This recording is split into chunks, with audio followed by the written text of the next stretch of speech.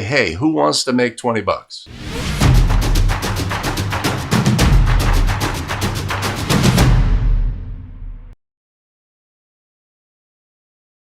First of all, let's just talk about working games in the summer. Sometimes it's just give me some cash, right?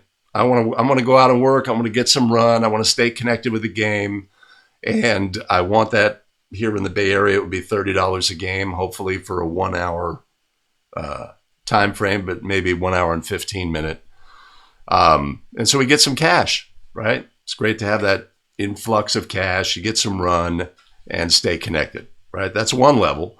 And the other is if you're doing, let's say, a camp prep, right? You're going to be going to camp. It's a hiring camp. It's a big deal. You know, your high school assigner makes his decisions based on what happens at camp, et cetera.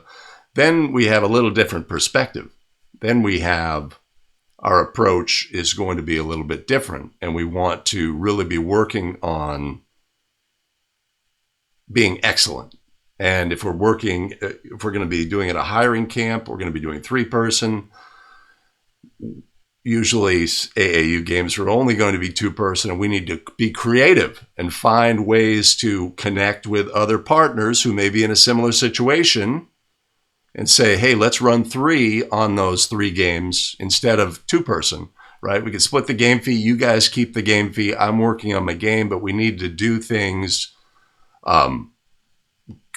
really buttoned up. We want to be excellent. We want to work on our mechanics and our reporting and what have you. We're going to use this time to get better and refine and talk about coverage situations and discipline and all these things.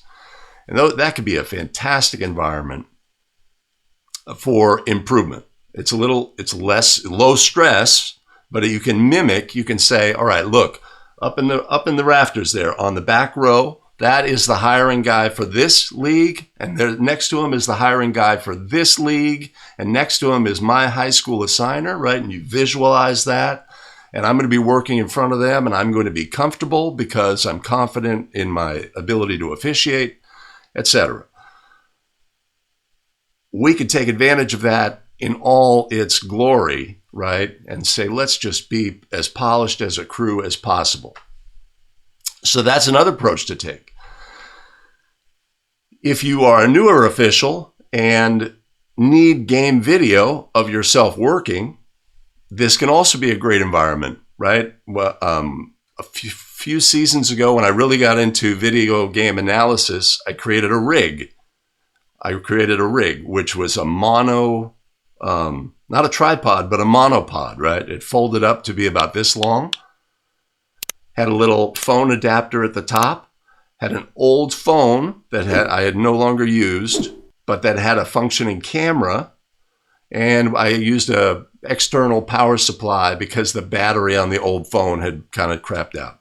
So all in all, the whole, not including the old phone, the monopod, the adapter, the cable, and the battery was maybe $65 worth of stuff, right? Attach the phone, I go to the stands, and I say, hey, who wants to make 20 bucks? Right? I do, because there's kids who are there. They're not playing in the game. They're big brothers playing in the game, et cetera, et cetera. Somebody will be willing to stand up and hold your monopod and start recording and just move from one end of the court to the other, right? The monopod keeps it stable enough, but very flexible, and they can be in multiple spots, right? So then I do that, and now I have an hour's worth of game video. And if I'm working towards a camp setting or a hiring setting, then I can analyze that game video, and I was working on the things, and I could see how I did, etc. So there's many approaches we can take with AAU and Summer League games, but we can always be working to get better. And we naturally as well have to build in, all right, either recognize we are working rec ball mechanics. We are not switching. It's all convenience. Keep the game moving, etc. If we do that, we do that, but we have to have eyes wide open that we are embracing that approach. This is not going to bleed into our officiating once we're in a more formal environment, but we get the work in and we get the games done.